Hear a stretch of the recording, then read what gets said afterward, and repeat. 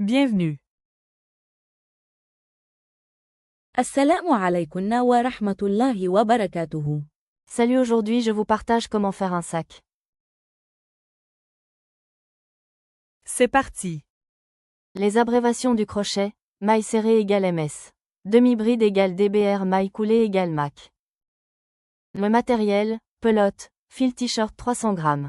Crochet, le numéro 4 ou 5. Les ciseaux, l'aiguille à laine. Rectangles latéraux du sac. Commencez par réaliser les deux rectangles latéraux du sac. Faire une chaînette de 5 mailles en l'air, puis ajouter un maille en l'air de montée. Crocheter ensuite 5 mailles serrées. Réalisez 12 rangs de 5 mailles serrées, en veillant à garder un travail régulier. Une fois le 12e rang terminé, crochetez une maille serrée supplémentaire dans le même point afin de former l'angle. Continuez en faisant des mailles serrées sur toute la longueur du rectangle. Arrivé au coin, faire de nouveau un maille serré dans le même point, puis crocheter 5 mailles serrées sur la largeur du rectangle.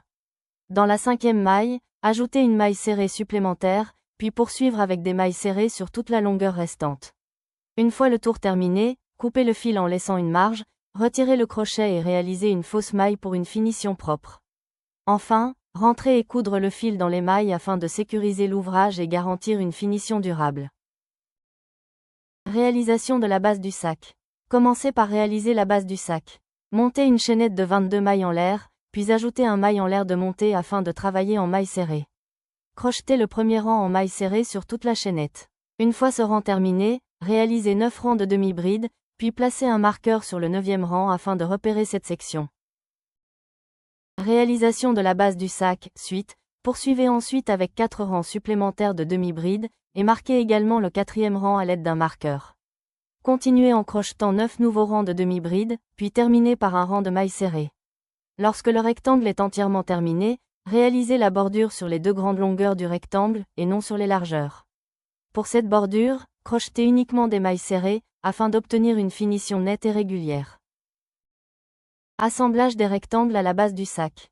C'est maintenant le moment d'assembler les deux rectangles latéraux à la base du sac. Positionnez les deux rectangles sur la base en les alignant avec les marqueurs placés précédemment, puis maintenez-les en place à l'aide d'épingles ou de marqueurs.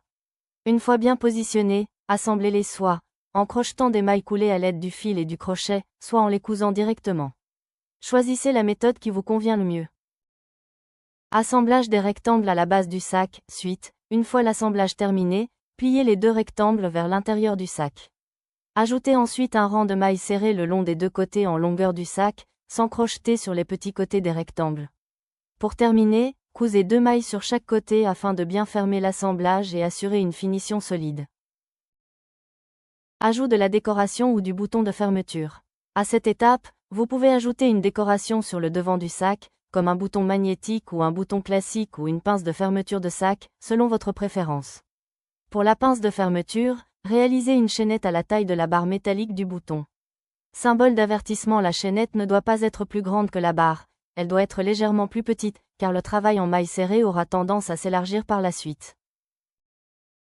Une fois la chaînette réalisée, crochetez un rang de mailles serrées, 4 rangs de demi-bride, puis un rang de mailles serrées.